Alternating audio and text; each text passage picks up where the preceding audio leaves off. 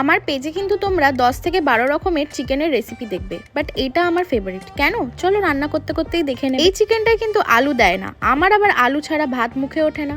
যাই হোক, একটা চপারের মধ্যে কিছু পেঁয়াজ, রসুন, আদা, লঙ্কা আর টমেটো সব একসাথে ভালো করে চপ করে নেব। আমি ভাগ ভাগ করে চপ করেছিলাম যাতে আমার প্রত্যেকটা জিনিস একদম মিহিভাবে চপ হয়ে যায়। ওর মধ্যে আমি কিছু ক্যাপসিকামও দিয়েছিলাম। এইভাবেই কিন্তু মিহিভাবে চপ করে নিতে হবে।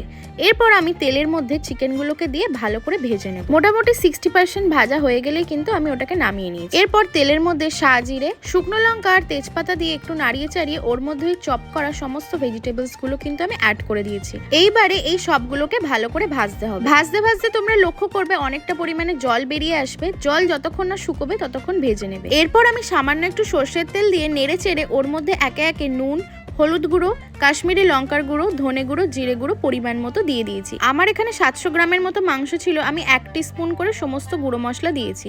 এরপর একটুখানি জল দিয়ে ভালো করে মশলাটা কষিয়ে নেব।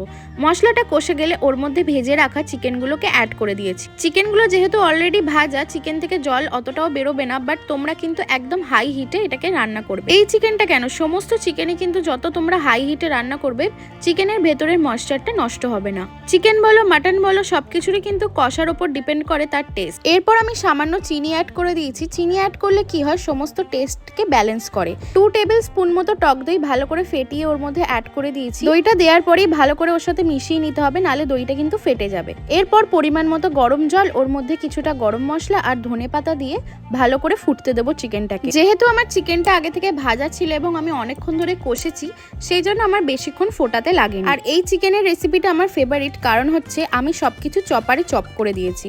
বাটা মশলা থেকে এভাবে চপারে চপ করে তোমরা যদি রান্না করো তাহলে তোমরা নিজেরাই বুঝতে পেরে যাবে এই চিকেনটা আমার কেন ফেভারিট। বানিয়ে আমায় জানিও।